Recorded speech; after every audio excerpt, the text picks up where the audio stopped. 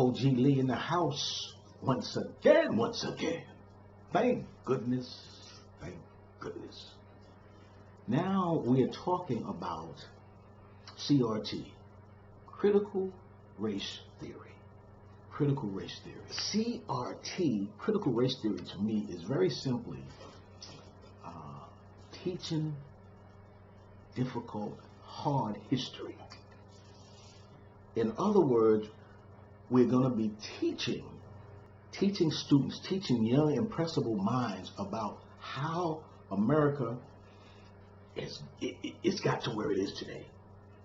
And that's a serious examination because that involves some serious hard truths, right? So if you're a white person, I expect you to be up in arms. I don't blame you one bit, because what this critical race theory is talking about now is how did white America in particular get to be where they are, right? Now, things just don't happen. What CRT is saying is, let's examine the real hard truths in terms of how we got to where we are. We don't no longer want to teach Harriet Tubman freed the slaves. We want to break this thing down and really show the intricacies of slavery, and not just slavery, but other issues. Because in the critical race theory, you're dealing with the whole idea of black in America, right? So you're going to start from slavery and you're going to go all the way up to current. So you're going through Jim Crow and every stage of the history of it, and that's the deal. Because it's going to show critical race theory is good for white people. Because critical race theory is going to show how white people have evolved from the animals that they were. And that's right, I said animals.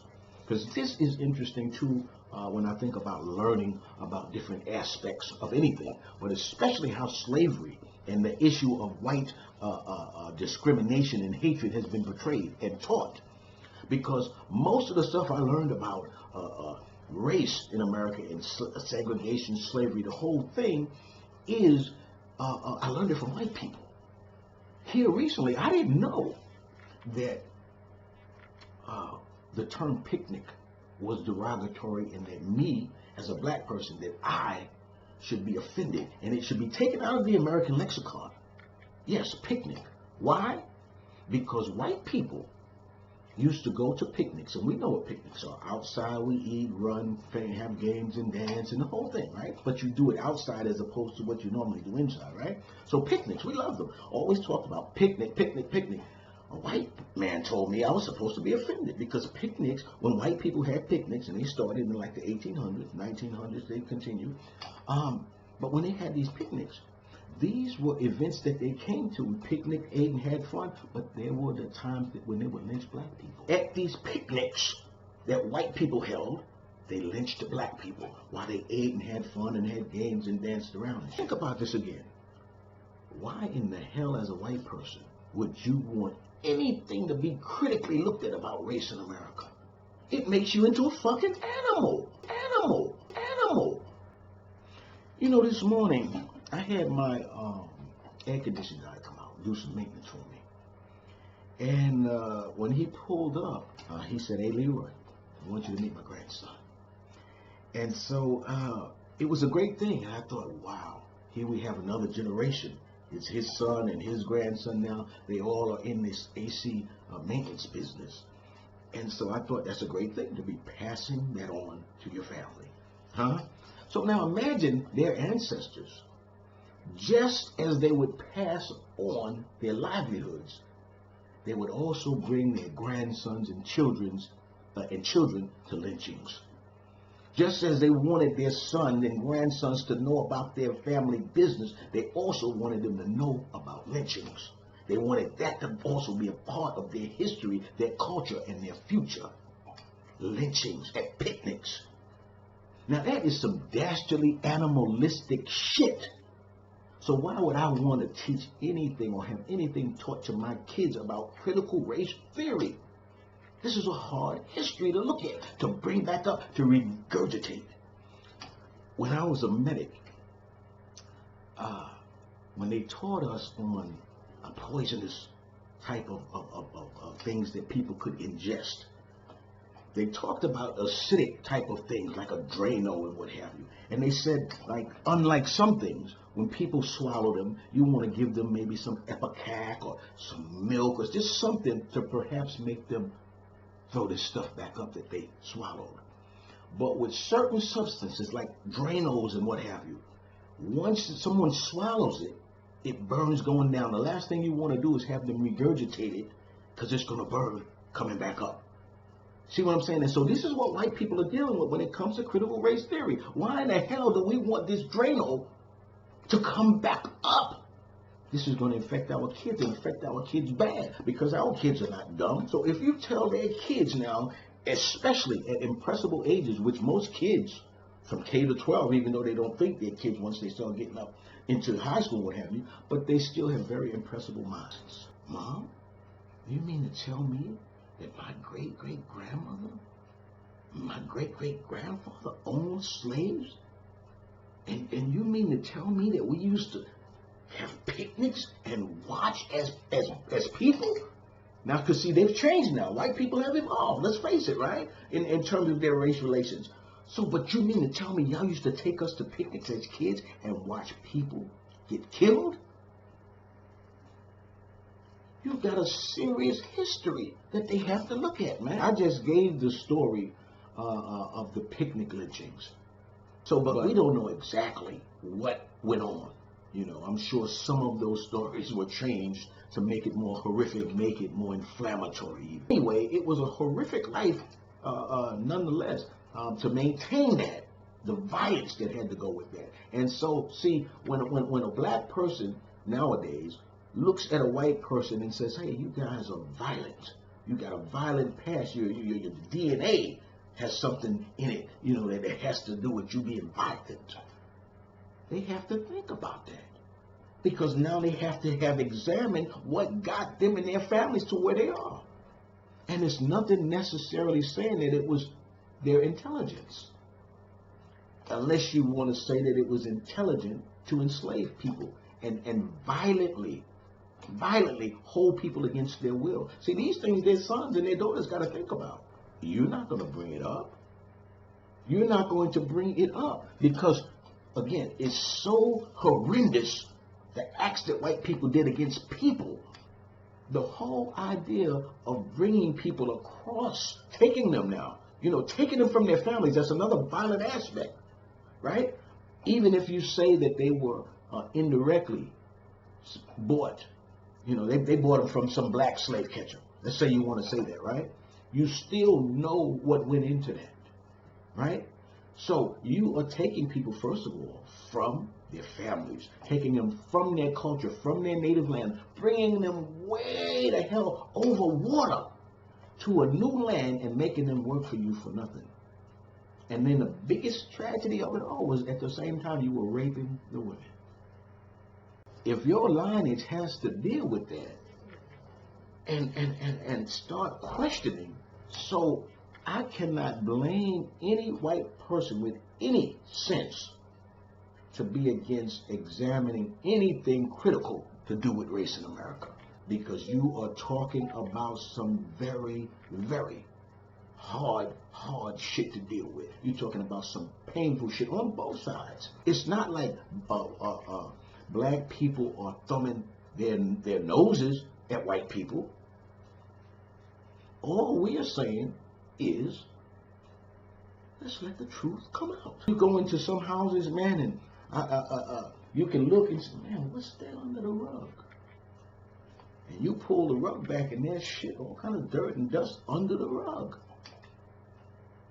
A person can discern that. They can see the dirt under the rug. So but people keep sweeping it under the rug. Eventually you see a hump. You can see the dirt under the rug. Let's bring the truth out.